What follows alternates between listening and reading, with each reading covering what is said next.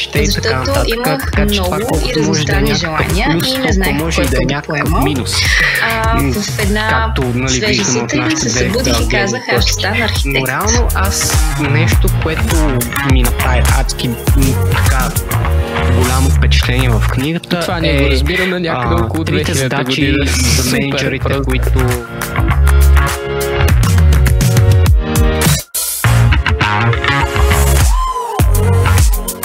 Вие слушате подкаст Светофар. Младежкият подкаст, който ни радва с успешните истории, вдъхва увереност с уроците от грешките и ни запознава с интересни млади хора, които се стремят към развитие. Благодарим ви за подкрепата и ви пожелаваме приятно слушане.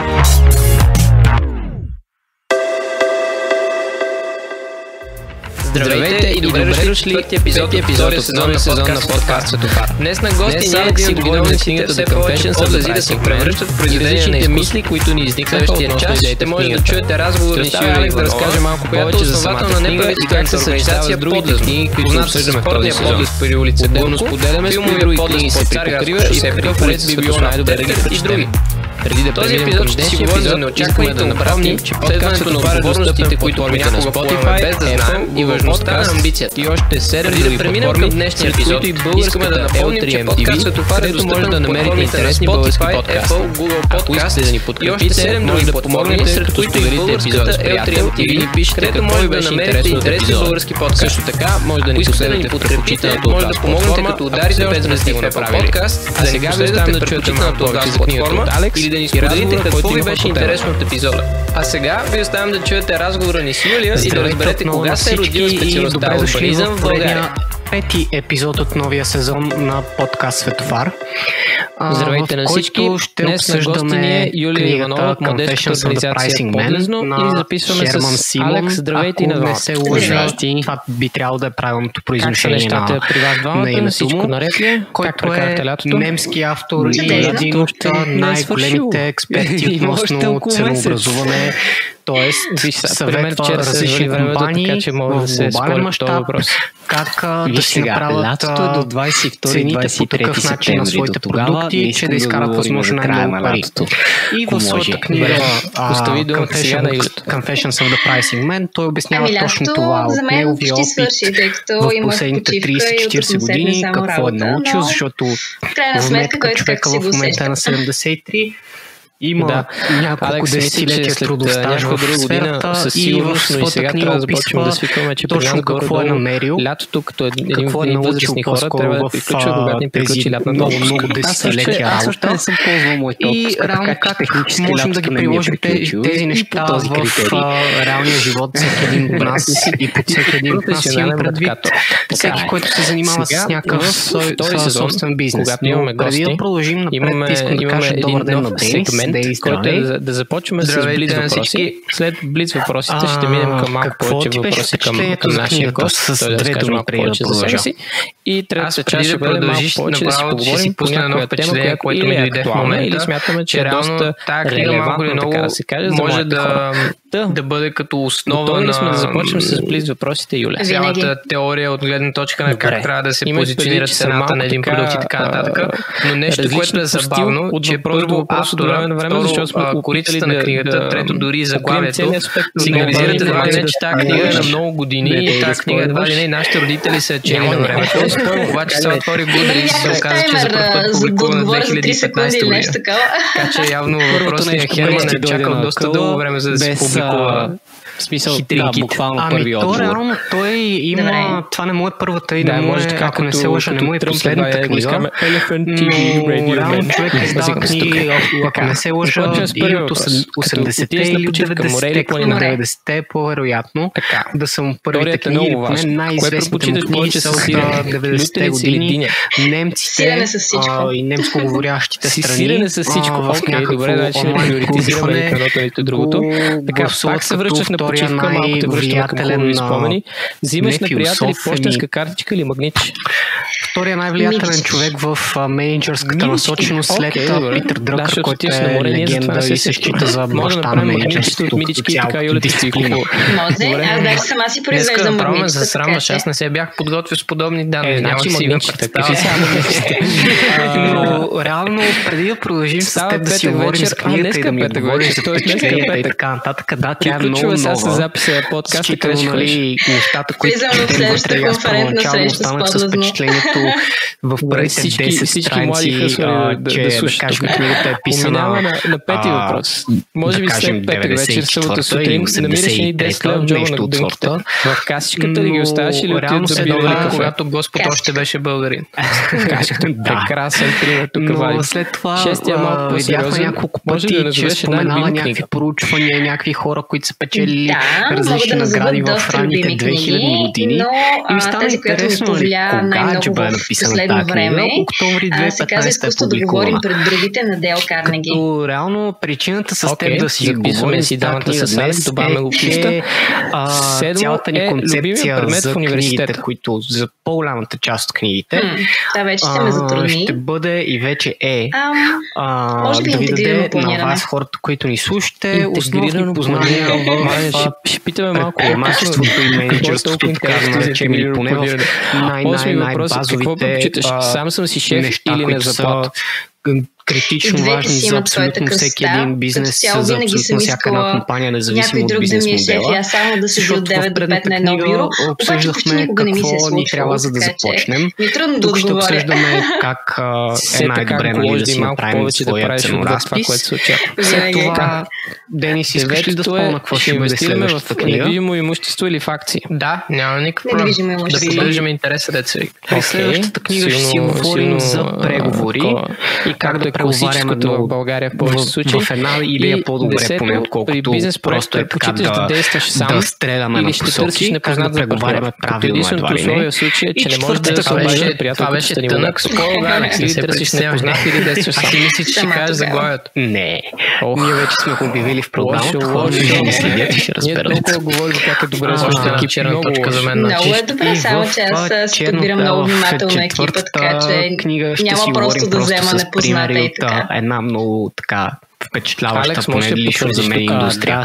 Процеса нека продължим за хората, които започнат въпроси, отговори и така нататък. И искам най-накрая след 5 минути ми говориш на въпроса с какво впечатление остана за книгата, освен че е нова. Процеса, който доведе до там изобщо, беше доста така. С повече думи ми хареса, но ако трябва да съм честен, ми е малко късно да я чета. Направо си го измъчихме с въпроси, интервюта, мотивационни писма и какво ли още предмети, свързани с икономика в университета. За работа. Смисъл не е просто да хванат, оттам, да са хванали първите 5 човека, които са пратили имейли и са си пратили CV-тата и така. За първи път направо е understatement. За това ще си говорим малко по-късно. Може би в трети предмет в 3 предмета съм ги изучавал и са и книгата, плюс че и подкрепия предмети съм чел някакви други книги. Заради самия факт, че един горещ понеделник ще ми го открадна по време на записване на друг епизод. Ще минавам към това как форма за тази книга се вписва с някакви други книги. Реално, моето впечатление е подобно в такъв случай да започваме с това, защото аз останах впечатлен колко лесно успяваме въвлече книгата, въпреки че нещата, които по-голямата част от нещата, които са вътре, ги знам. Не е на такава висота, но са вече теория изпитана на практика в 15-20 години, която вече се преподава в университетите. И съм я преминал и аз поне през два различни предмета, но пък сега ще обърнем малко, останах с много добро впечатление, че се чете адски лесно, въпреки това, че нещата са много базови, така да наречем. Те са базови, защото ние ги учим тези неща. Другата причина, поради която аз останах с адски добро впечатление за книгата, е, че лично по мое мнение човека успява да обясни някои доста сложни концепции икономически много лесно и много лесно успява да ги обясни по такъв начин, че всеки, който дори халхабер да си нямаш икономика, да схванеш поне основната идея на тази концепция. Не нали да можеш да изчисляваш, да кажем, колко еластична ти е цената и колко някакви такива неща, но поне да схванеш какво е еластичност на цената, примерно като термин. След нали като си завършил училище, къде се намира тангентата спрямо цената и утилити. Ще удряме много надълбоко. Да, просто дам като пример това. Защото има много и разностранни желания и не знаех кой път да поема. Еластичността на цената буквално е входа на гьола, който в последствие може да се окаже езерото Байкал. И ми казаха, това не е за теб, вече влизаме в една територия на университетски лекции. Ако искате университет, няма нужда, да. Ако искате университетски лекции, препоръчвам ми книгата, защото е много по-забавна. Поне, в смисъл не е забавно тип хумор, но по-забавно за четено, колкото да седите на едно място и да слушате някой как ви говори. И казах, пиши каквото искаш. Или да чете от слайда, по-добре вие да си четете от слайд, взеха, че ме приеха на второ желание урбанизъм. Kindle, телефон, няма значение. Ти спомена, че тази книга се връзва много добре с други книги. Дай малко повече подробности тук. Да, супер, микрофон се бутна към мен. Само преди това каза ти Kindle, но и преди да кажеш Kindle, искам буквално да препоръчам на хората, без да имаме какъвто и да било спонсоршип такова с Kindle или каквото и да е. Изпокъсани от 50-та година, например. Възможността да имаш електронна книга помага супер много в това да четеш. Добре, и по-рано в близ въпросите спомена, че признаваме, че доста от книгите, които четем, често не си ги купуваме. Просто има начин да си намерите книги онлайн, без да си ги купувате. В крайна сметка сме в началото на своя живот, така че ни малко или много така може да минем метър в момента и да не плащаме за някои книги, просто с идеята, че имаме амбицията да научим нещо. Но наистина много и аз и Алекс в момента сме прочели тази книга благодарение на това, че имаме електронни книги. Ако трябваше да я търсим от някъде да я купим печат, може би щеше да ни е малко трудно, особено в България, имайки предвид, че изданието беше на английски. Но да, ако някой има ибук, пък не знае как да си набави книги, пишете ни. Ако не, вземете си ибук, според мен ще спестите много пари така. Аз може би до момента да кажа, че се пестят адски много пари по този начин. И другия плюс, който може би не се оценява толкова много, не се чудиш къде да прибереш толкова много книги. Примерно, ако решим да отваряме... Да, и мога да четеш супер много on the go. В смисъл, може директно... Не знам, поне аз мисля, че мога да чета on the go с електронна книга. Но да, това беше бързия неща за рекламна пауза. Бърза рекламна пауза. Защото най-малкото, ако хванем калкулацията, особено ако не си плащаш книгите, ако четеш едни 20 книги на година, примерно, или 10 дори, като са по $15 книгата, даже някои, които са по-хайпнати си и още повече пари, ти е така мигновено на 8-та книга си избил Kindle. Със сигурност има много неща, които трябва да бъдат обмислени и когато се отваря нова метростанция. Исках да кажа, аз как книгата се вписва с други книги. На инженерната част, а именно транспорта. Първи съвет, ако сте минавали през микроикономика и ви е било интересно и деца вика сте се справили доста добре, по-добре не четете тази книга, защото може да ви се стори малко скучна. Трябва ли сега за възрастта ми да говорим? Много рязко да те прекъсна, защото не съм напълно съгласен, защото съвета не е напълно добре. Значи, ако сте били много добри по микроикономика, доста сериозен и ви е интересно за ценообразуване, примери и повече подробности, тази книга ще ви е много разговори. Добре, като си прав, по-детално за ценовите по-рано преди да натиснем бутона, но ако не ви е интересно как се прави ценообразуване и така нататък, просто сте окей с това да развивате някаква идея и смяташ, че ще променил и какъв изобщо смяташ, че се придобива и да следвате основните икономически закони на supply and demand, тогава няма нужда да я четете. Не е задължително четиво. Мерси за уточнението. Аз изобщо не бях... Смисъл, наистина факт. Изразих се малко необективно, но да. И оттам нататък нещо, което в крайна сметка, сравнявайки с други книги, които съм чел на тази тематика, се сетих за две основни книги. Едната я даже препоръчват в самата книга, в The Confessions of the Pricing Man се препоръчва. С потушаване на всякакви страсти от тяхна страна и недоволства. поведенчески икономист. И другото, която ми се падна да чета от такива second-hand букшопове в Испания, я намерих като бях, се казва The Undercover Economist, която също се оказа, че е горе-долу популярна книга, но тя е малко по-старичка, ако не се лъжа, от 90-те години е тази книга и съответно заради това е по-лесно намираема като втора ръка. Паралелно с всичко това, но идеята каква е, че през последните няколко години съм управлявала 4 неправителствени организации. Бих казал, че ако не сте чели книги в тази посока, може би започнете с The Undercover Economist. И през последните 2 години преподавах активно предприемачество и бях бизнес консултант.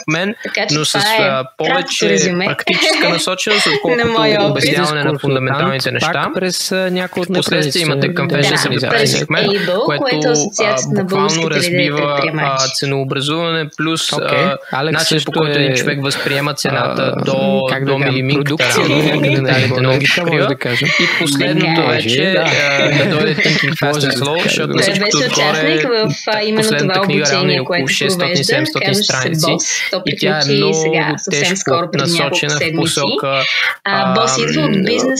стойност, цена, как тия неща се приемат от купувача, какви ефекти може да има на тях и така нататък. Така че лично мой съвет, ако имате интерес към не този жанр, ми дори фокус на този жанр, просто може отидете в този реч, защото иначе може да ви е малко скучно в някой момент. Ние доста много бързо обсъдихме голяма част от нещата, които сме си записали отстрани в нашия секретен чат. Ако се усещаш, след това осъзнах, че изобщо просто влизам в някаква спирала, която е айде, не мога да кажа, че те първа започваме, ама отгоре говорихме за книгата и да се вика според мен въпреки всичко може да се кажат някои неща от това, което си говориш с тебе и за плюсове и минуси, така че ако искаш преминавай на там деца вика. Естествено, въпросът беше просто, че не знам, аз някак си очаквах всичкото да стигнем до изброените точки малко по-късно, едва ли не и по време на следването и след завършването. Смяташ ли, че някъде там се крие нещо, което ти би казал, че най-важното нещо в случая, че аз после ще трябва да обработвам по-малко, така че обаче в последствие си осъзнава, че точно това ти е дал някаква предимство или ти е създал някакви навици, които след това ти дават като предпоставка едва ли не за успех. Супер базово ниво в микроикономиката. Какъв друг минус би намерил? Нещото избира мен, а не аз него. Като някой, който на моменти му имаше малко скучна и като някой, който е свикнал да чете книгите глава по глава, т.е. сядам, чета една глава и се надявам следващия път да прочета една глава изцяло.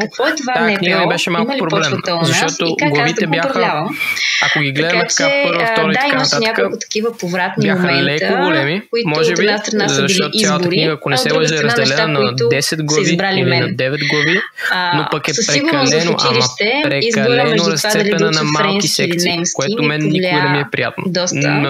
Много рядко може да ми е приятно нещо подобно и съответно ти си го намерил лесно за четене, но честно казано, мен ми беше неприятно заради това, че тъмън трябва да влизам в контекст и така да ми става още по-интересно и едва не изчаквам да има още около 5 страници на тази тематика и минаваме към следващото точка. 2008 година. И ходих до Брюксел, това реално го намерих за плюс, защото пък аз съм повече от дай ми повече информация на част по-жичка.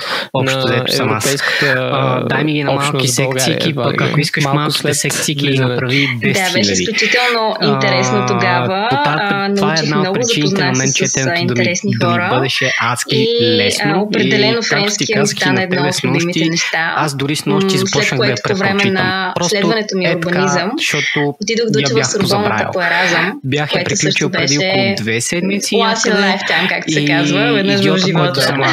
Реших да не си вода записки тогава. Така че върху нещата, които ми правят впечатление, който може би избрах вместо да си седя тихо и мирно и да си живея без много да се напрягам.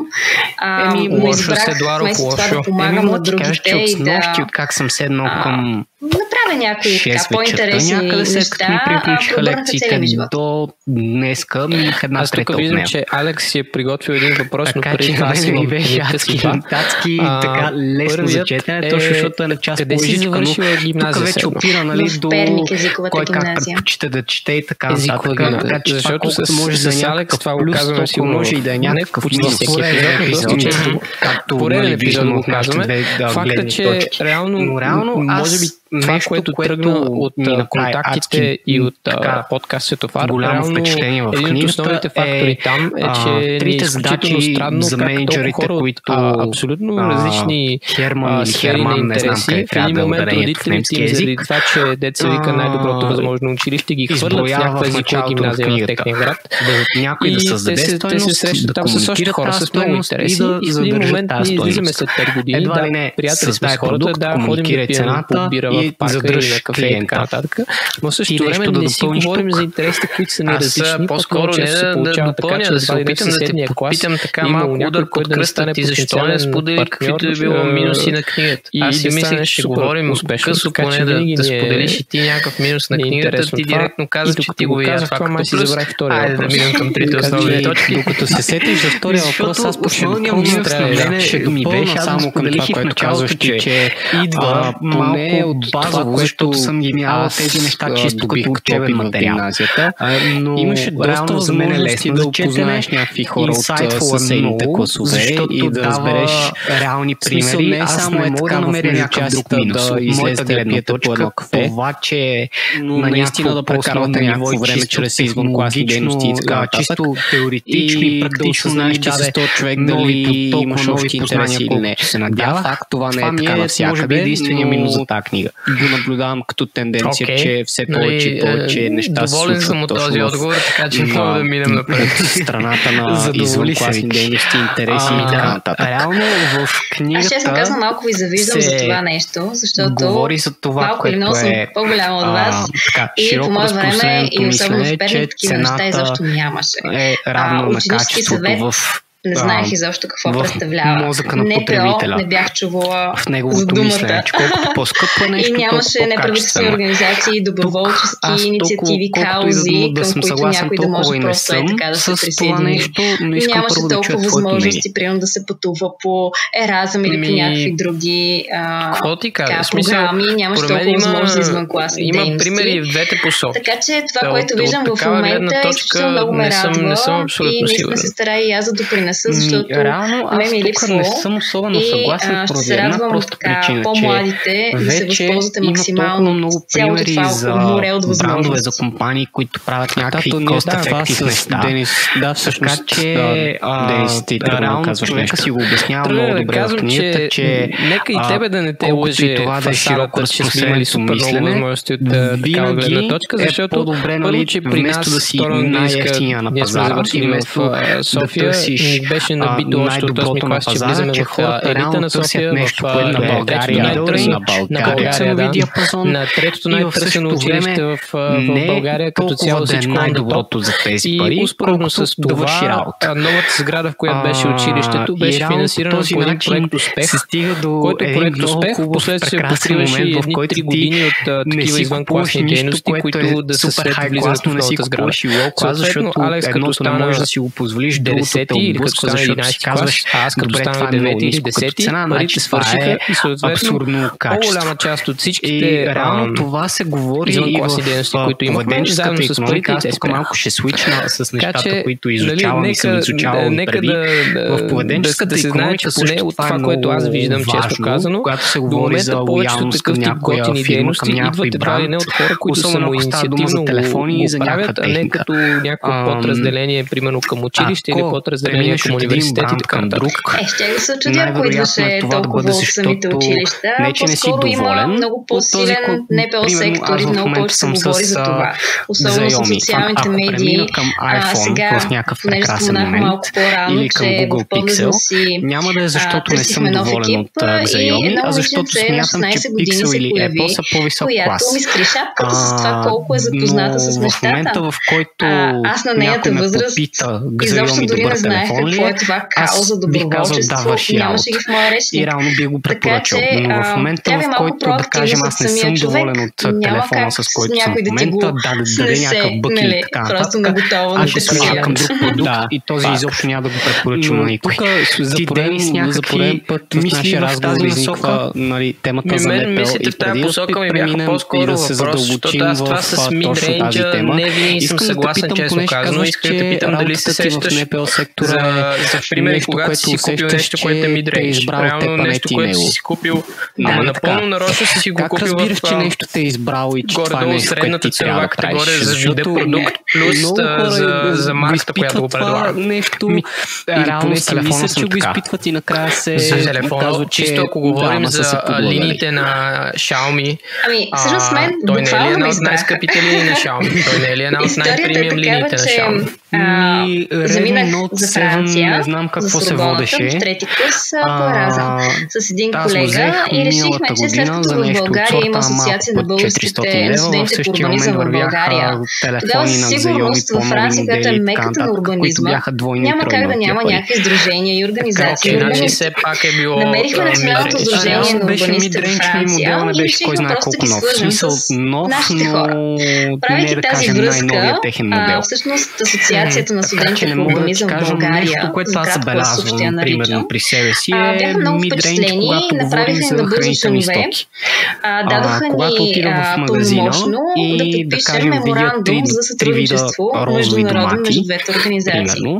След което ние продължихме по-старому да си учим в Сорбоната и телефона звъни. Оказва се, че нашите хора от СУП имат общо събрание и са ни предложили за членове на управителния съвет.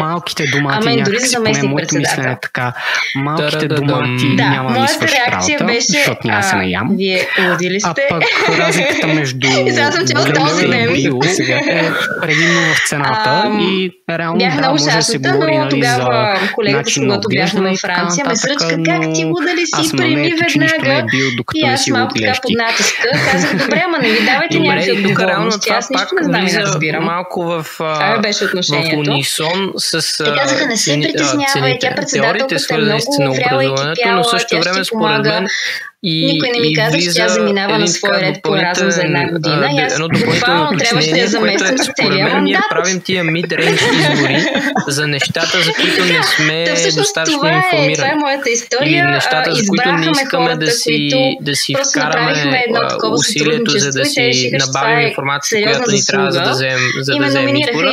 И заради това си имаме mid-range решението, защото реално там информацията е най-директна. Тъй като тогава правихме най-големия проект, а именно целият трейд-оф, който правиш между цена и качество, да е може би най-добър за човек, който така или иначе не се интересува толкова много как ще върши урбанизъм или продукт смисъл. Реално 10 години специално с урбанизъм в България. Не, в тази посока просто се замислих, че работа много зависи от самия продукт, защото примерно и двамата с електронните ни книги, които споменахме малко по-рано, реално взехме entry-level продукт. Не взехме дори mid-range на Kindle, не взехме най-ефтината версия на Kindle и двамата сме с базовия Kindle. Наскоро си взехме телевизор, че покрай пандемията много си седим вкъщи и съответно дали се събираме да гледаме филми и така нататък. Решихме да си апгрейднем телевизора. Ние там взехме entry версията на инчовете, които искахме да вземем. Обаче в същото време се сещам, че наскоро преди това архитектите са вършили цялата работа. Също се наложи да си купувам и офис стол и на офис стол може би отидох възможно най-премиум за годините ми, за възможностите ми, с идеята, че пък там знам, че трейд-офите, които трябва да направя, може би ще са малко по-болезнени, отколкото това дали телевизора ми има истински черно-черно или черното му е малко по-бяло-черно и така нататък. Ами това ние го разбираме някъде около 2000 година. В книгата, защото в една от главите, не помня точно в коя, ако искате да се насочим вече към точно когато част за anchoring и за middle range на цени и така нататък. Той това споменава, когато правим някаква масова покупка, някаква такава, примерно ти както си с стола. Аз миналата година, като си купих колата, тогава реално, когато го считаш за нещо важно, не забравяй, че аз имам цялата сила при обработването, така че в момента мога да разполагам да кажеш каквото си различните спецификации на различни продукти и съответно си избереш най-добрия продукт за теб. Това е в случай, в който трябва да направиш някаква life-changing покупка, така да го наречем, животопроменяща покупка, за която Халхабер си нямаш. Другия избор, когато си нямаш Халхабер за нещо, но не ти е толкова важно, е точно да се водиш по middle range. Виждаш най-високото, виждаш най-ниското като цени и решаваш, че понеже споменаваш вече урбанизъм, подлезно той дава пример с някакви катинари, какво представлява в пример. Отива да си купува някакъв катинар, но никога не му трябва някаква супер максимална сигурност и така нататък. Не му трябва нещо, което да е супер ефтино, няма кой знае какви изисквания. И вместо да си купи най-ефтиния катинар, той се води по това ми окей, аз не знам колко реално струва един катинар да се направи така нататък. Не знам какво ми трябва, ще си купа средния, като ценови клас, защото тези хора имат обща цел, както се казва, гледат в една посока и искат да помогнат на обществото и на средата наоколо. Това може да бъде в най-различни сфери, както сферата, например, на човешките права, околна среда, както в нашия случай градска среда, технологии. Как ще произнесе, защото аз мога да го прочета преди вие да го чуете и аз имам най-добра представа, може би това как трябва да бъде произнесен. Подлезно, имаш най-добра. С какво се занимава подлезно? Разкажи с... Защото имам най-много информация, реално аз го виждам и знам какво искаш да прочетеш. Аз мога да говоря и до утре, не знаеш. Подлезно се занимава най-общо казано с градски дизайн, изкуство и култура. Ние обновяваме по творчески начин различни пространства в нужда, които могат да бъдат както екстериорни, така и интериорни. Как речи от името, започнахме с подлезите, като едни доста нуждаещи се места в нашите градове, но също така помагаме на детски градини, училища, социални центрове, коуъркинг пространства, социални места и така нататък. Изобщо, който има нужда от някаква творческа намеса, може да се обърне към нас. Някакви супер многото пари за стол децвика, но в крайна сметка, когато които работиш, учиш и така нататък, ползваш го ежедневно и ти е комфортно и не изпитваш болки в кръста и в гърба, като станеш от него, ти забравяш за парите, които си дал и в тебе остават това, че реално стола ти върши работа и ти е комфортно. Особено хора, които нямат особено голям досек с точно такива дизайнери. Всеки 4-5 години да си сменям стола, защото постоянно има нещо, което не ми допада и примерно, ама тук само боли гърба, ама пък това не мога да пада назад и така нататък. Не знам, просто са малко по... Реално нещо, с което така да го кажем. Аз мисля да вървим се обиждаме как е затваряне. Ти изобщо не спадаш тази категория. Доста стабилно за него. Тук вече това още повече ме обиди, защото аз много силно смятам за себе си, че сме креативна личност. Чакай малко, има разлика между това да си креативна личност и това да си креатив. Под това да си креатив има удоволствието, което ти изпитваш от даден продукт, си изкарваш хляба. Било то фотография, било то време се понижава с всеки следващ юнит, който ти купуваш от този продукт. Можеш да си сетиш за някакъв хляба с това. Ти си креативен човек, но не си креатив. Ами то тук има много ключови примери, но едно от нещата, това ще малко глупав пример, но просто по начин, по който ти си зададе въпрос, така би го казал, е одеялата. Мисъл одеяло за вкъщи, за дивана, примерно. Първоначално едно одеяло окей, второ одеяло може би да се вписва с покривката на дивана или с нещо друго в апартамента, и трето одеяло така да съчеташ, но в крайна сметка не може да купуваш одеяла вече. Така, хората, които са креатив, не могат да бъдат поставени по този знаменател, но със сигурност са малко трудно подлежат на организиране. Аз го казвам като човек, който се основно се занимава с организацията. И понеже ме питахте, в момента имаме едно условно разделение на две части на подлезно. Това са част организация и екип дизайн. Но тези два екипа работят постоянно заедно, комуникират си и накрая изпълнението е съвместно. Просто ние в част организация сме по-креативни с думите, те с силата на 1%. И общо взето казват, нали, ако мога да покачим и понижим цените с 1% степен на този етап, повече ще имаме за тия 15 години. И след като ако намалихме малко повече за неефикасността и чисто професионална система, неефикасното ползване на продукти в дадена система, като здравеопазване, като образование, са нужни за работата на цялата фундация. Няма които използват да хванеш един човек, който не може да рисува, да изрисува един подлез. Колко пари ще спестят? И реално това проучване явно се провело в щатите. Не знам дали е глобално. Креативност било направим много друга форма и с какво се смущне неефикасността на здравеопазването като система за да има контекст на цялото съдържание.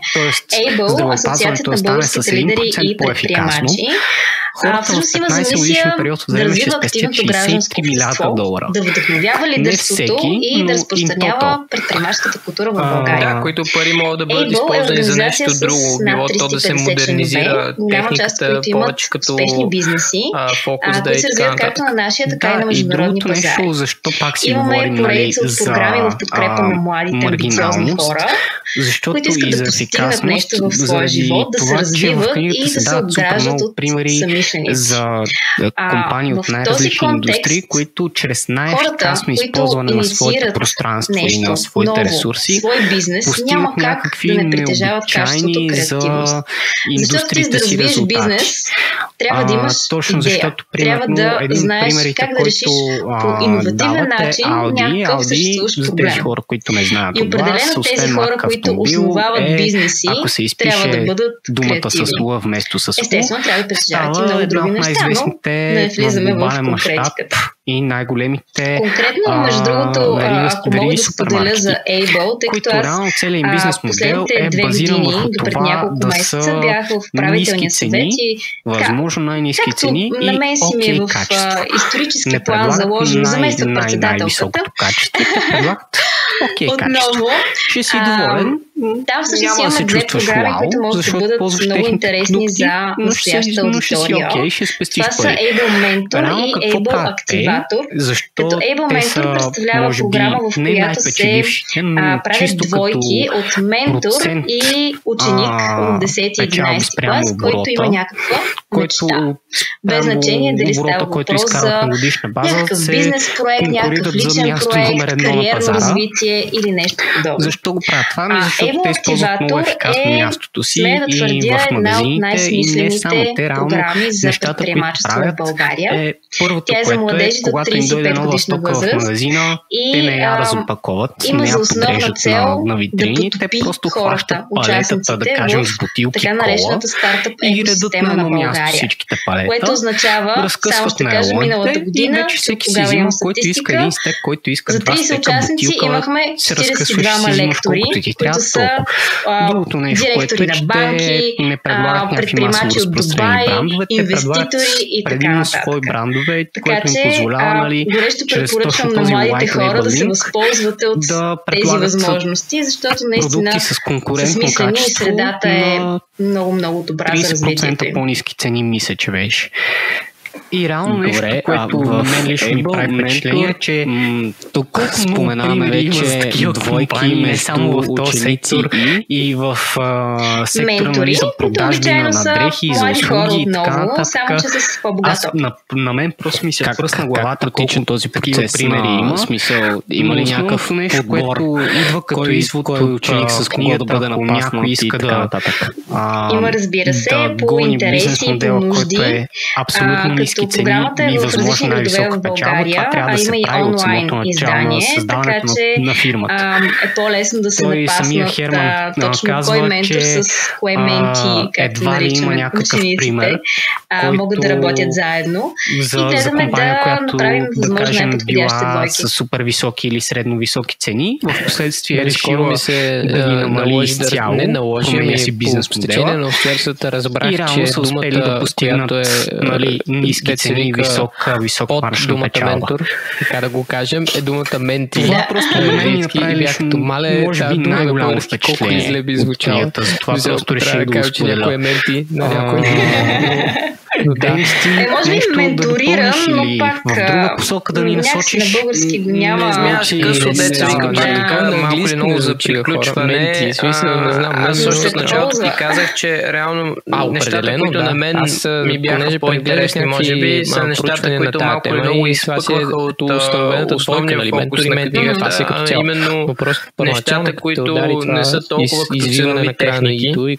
И от такава гледна точка за хората, които Юля ти преди малко направи много интересен комплимент на всички хора по 35 дни, за който благодарим, защото по този начин успяваме да поддържаме нашата слушателска база от гледна точка на години, като се обърнахме към тях като всички млади хора три основни фокуса, които според мен са супер интересни като цяло в поведението на аз си спомням как братовчетка ми като наближи 30-те години почна да отговаря на въпросите колко ставаш другата година. Което не съм сигурен това, вие учили сте го това в УНСС или не сте го взимали? От към менторството в България не си, защото се чуе как е на български цялата алтернатива на името.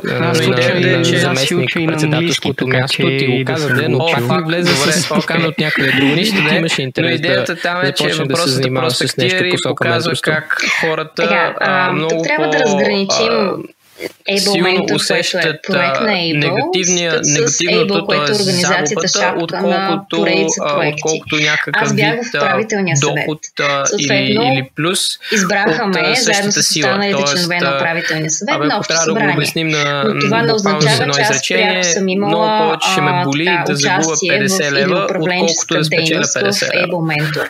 Нашите проекти са, второто нещо, което реално си е техника за... Тоест, те си имат проектен лидер, който отговаря за решенията, буквално се едно някой ми удари шамар, беше така наречения съвет, са хората, които създаваме условията това да се случи и обединяваме всички около общата цел на Able. Да имаш една такава точка, която е притегателна точка да използваш енкъра в тая посока на думата се използва. Виждам нещата, че в крайна сметка първият път, ако не се лъжа, в който го видях, това беше в университета. Имахме някакъв рандъм генерирана анкета, в която на половината от нас ни се даде да развие младите хора един продукт, всъщност и на двете части беше даден един и същи продукт, който не беше продукт, който на момента му знаеш цената, беше точно определена марка бомбони с цена, принципно. И беше даден на двете групи, като там преди да започнем да отговаряме на анкетата, нас ни казват били купил бомбоните за еди колко си пари. И реално това ти действа като притегателна точка към това, колко последствие би бил по мое време, 2015 година, беше една програма в Щатите, която е доста сходна като съдържание на Able. И последното нещо, което може би най-много хора от нас биха могли да се припознаят в цялото нещо, това за пореден път беше като някакъв...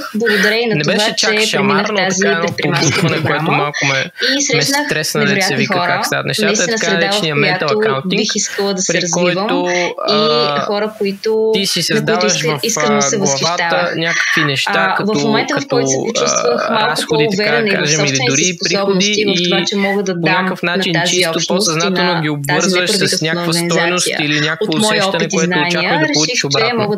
Съответно, примера, който абсолютно винаги се дава, ама абсолютно винаги този пример се дава в тая посока, няма да ви спомням, защото така или иначе ще го видите навсякъде, където да го всички проекти и програми в рамките на организацията, да ти подарят билети за концерт да или да си купиш билет за концерт. Хора в България и предприемаческия им дух. Входа на това и осъзнаваш, че си го забравил, но нямаш достатъчно време да се прибереш да си го вземеш, но имаш възможността да си го купиш. Съответно, обществото в България, си с подарен билет и си отишъл на въпросния концерт, забравяш си концерта, доколко би бил готов да си купиш нов билет на място и ти ако си платил за билета вече и отидеш на концерта и разбереш, че нямаш билет, съответно пак си подставен пред избора да си купиш или да не си купиш билет. И оставам го така и като заключение малко за хората да се замислят дали в двете ситуации бихте действали различно, защото като се замислите, де-факто транзакцията би била една и съща. Вие сте пред концертната зала, подготвили се за отидете на концерт, нямате билет, трябва да си купите билет. Обаче в коя ситуация ще си купите билет и в коя ситуация ще се приберете вкъщи. Това към друго нещо, която ти искаш програма това няма да го спробваме. Нека хората си помислят, който иска може да се свърши с нас, трябва да ни даде своя отговор в посока някаква кратка дискусия или пък да можете просто прочетете книгата, се развият и да подадат ръка на следващия ни епизод след този е с Wallet History, там ще си говорите, защото този епизод е само с Денис, ще си говорите, не знам точно за какво. Неща. Но предприемачеството е начин на мислене. Знаеш за какво си всички знаем, че не знам точно за какво, да малко и много началото на нашия живот в първите години. В този подкаст и в нашата фирма. Парадигми изградим в своя мозък тогава, горе-долу, докато завършим училище. След това е много трудно да ги променим. И колкото по-възрастни ставаме, толкова по-трудно става. Затова е важно да се започне от възможно най-млада възраст, защото това наистина сега не говорим да учим децата какви точно документи в кой регистър се подават и така нататък. Говорим по-скоро наистина за нагласата и за начина на мислене. Защото то наистина е това и е някакъв подход и виждане за живота. И точно заради този ментал акаунтинг, за който да спомена по-рано, знаете до някаква степен всички ми казват, не, това никога няма да стане, не се занимавай с тези неща, не поемай отговорност, тази идея е луда неща, които може би не са ви най-наложителните неща точно в този момент. Години среща подобни стени, ако плащате с карта, бихте си купили веднага без да се замислите. И реално аз това съм се усещал, че работи при мен, за това го давам така уверено като съвет. Като на този етап в Able имаме само за 10-11 клас Able Mentor, но като цяло сме си мислили да правим програми за по-млади. С които съм си говорил на тази тема, когато плащаш с карта, ти изобщо не усещаш колко пари си дал, къде си дал за този разговор днес. Да, можеш да ги следиш, да си погледнеш транзакциите, че в крайна сметка ти така или иначе си ги дал тия пари, да си погледнеш транзакциите, няма да ги вземеш. Чудене ми е прекрасно и мнението и на Алекс и на поглеждаш баланса на картата и виждаш, че си на 10 програми за млади хора, които да успеят млади хора да намерят тия програми и да ги използват по някакъв начин да се развиваме. Но в същото време дали като цяло ще концентрирам и не говоря честно казано в България, защото най-малкото да работи в сферата на това опит, че реално по някакъв начин транзакциите да бъдат хора, които имат нужда от преглеждани или поне да имаме информация за транзакциите. Аз ще мотивирам хората за точно обратното, тази възможност да имат човек, който по някакъв начин да ги насочва или да им помага. 10 лева, няма да мога да управляваш 100 лева, трудно ще управляваш 1000 лева. Аз по-скоро смятам, че те не знаят как харчиш тия пари с дори аз не знам как да го използвам напълно. През карта или през кеш. Най-вероятно защото ако в рамките на една структурирана програма, която има дългогодишен опит като Able Mentor, там правилата са много ясни. Знае се какво прави ментора, знае се какви са задълженията на ученика и какво трябва да постигне точно обратно. Вече когато един млад човек, да речем, реши да си намери ментор за принцип, сериозно. И другият довод, който имам е, че като човек, който изключително използва карта и изключително я че само върху това насока. Използвам в защото да, има го 95% от случаите. Мога да кажа, че ми е изключително тъжно, като се прибера в България и видя на какво ниво е инфраструктурата свързана. Инфраструктурата, надявам се, това е правилната дума. Но като цяло технологията свързана с карта и разплащане и едва ли не каква мъка е да се плаща с карта в България. И според мен до някъде, това е естествено лично мое мнение, извън програмата, според мен до някъде самите хора не си изискват достатъчно системата да им се апдейтне едва ли не и съответно да се ползват повече карти и се оправдават с факта, макар да плата с карта, като аз не мога да плата с карта, еди къде си. Така че моля ви хора, сериозно, ако почнете повече да плащате с карта, намаляте риска да си изгубите парите, намаляте, получавате повече информация за това как си харчите парите. Самия разход на всички тия системи се свалят, защото си ползват повече хора. Всичките неща свързани с сива икономика и така нататък. Това без карта не може да стане. Така че ние вървим посока cashless society. Моля ви се, качете се на автобуса и дайте всички да ходим заедно, защото закъсняваме вече. Защото никога няма как да знаеш. Обществото се движи масово към cashless society. Въпросът е, че какви възможности има, няма как това да го знаеш на 100%. И може да се използва и по някакъв хубав начин. Да се изненада с нещо такова. Ще да кажа нещо, към някой човек, който е си го задържал. Точно в ситуацията. Тук ще прекъсна и просто ще кажа, да, съгласен съм, аз си правих закачка. Моето мнение е, че това е нещо, което пак опира силно до комуникация. Можете да посъветвате, да последвате който и от двата съвета искате. И аз нещо, което ми е като едва ли не като добавка към цялото нещо е, че от това, което съм чел по темата, покрай това, че реално ние в моята програма в университета имаме в момента план, макар че аз вече завърших, но все пак ще се опитам да помагам. Имаме план да направим менторска програма за студентите, които са втора и трета година, така че да може да има някой, който да им помага едва ли не в бъдещото кариерно развитие, което те биха имали от гледна точка да се изчисти идеята и така нататък. Но нещо, което си говорихме тогава с тях и малко не много ми се наби и мен в главата като нещо, което повече натежава на везните в тази посока, е, че реално менторството може би човек има много други книги на подобна тематика, води до най-много позитиви и за двете страни, най-вероятно, когато е в малко по-неформална среда и когато самия период на контакт е по-дълъг. Тоест, много, поне според мен, не знам вие как мислите, но е много трудно да изградиш някаква връзка, която да е ползотворна на менторска база на ментор-менти, в рамките примерно година или 6 месеца или дори 2 години някой път може да е малко, защото в крайна сметка то трябва да има и някакъв период на самоосъзнаване на съветите, които получаваш. Аз тук трябва да споделя една благодарим ви, че останахте до края на епизода. Може да ни подкрепите, като ни оцените в Apple Podcast или споделите епизода с приятел. Ако пък искате да се свършите с нас, може да ни оставите гласово съобщение или да ни пишете в Instagram. Следващия вторник очаквайте нов епизод, който, както вече разбрахте, ще са ни на гости основателите на Wallet History. И тогава може да чуете и някои от предишните ни епизоди, като например първият от този сезон с първата книга Dear Paradise. Чао и приятна седмица! Период, който да обозрим, защото в противен случай може да има обратния ефект.